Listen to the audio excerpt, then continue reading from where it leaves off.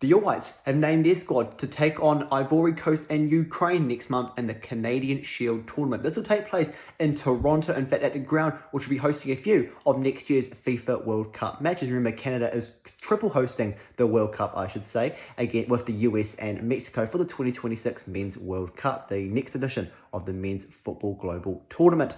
The All Whites, only a few changes really to the squad that last played a few months ago in that crucial Oceania qualifier, where of course they did obviously eventually get the qualification spot for Oceania for the World Cup.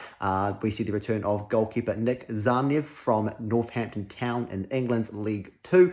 Ben Old's been recalled. Of course, he missed the first part of this season with his new French club in Ligue 1, Set Etienne, through injury, but he's back in the All-White squad. Bill Tuoloma has been recalled. Of course, he plays for Charlotte in the MLS in America, and also playing in the MLS and being recalled is Finn Sermon, who has really solidified his place in that starting 11 for the Portland Timbers and has looked very impressive so far to start their MLS campaign over there. So those guys have been recalled. Apart from the squad remains very much the same, but I guess one surprise that has caught a few little people off guard is Logan Rogerson has been omitted from the squad. And this is despite Logan Rogerson having a very decent season with Auckland FC in the A-League. 8 goals already for the Kiwi winger this year, and has been in pretty good form for Auckland FC. And of course, recently in the first league semi-final against Melbourne Victory, scored that crucial winning goal that got Auckland that 1-0 win in that first league ahead of their second league this weekend. So very surprising to see Rogerson out mid. It'll be interesting to see what the reason for that was. There really was no reason given in the press release why Logan Rogerson was dropped, but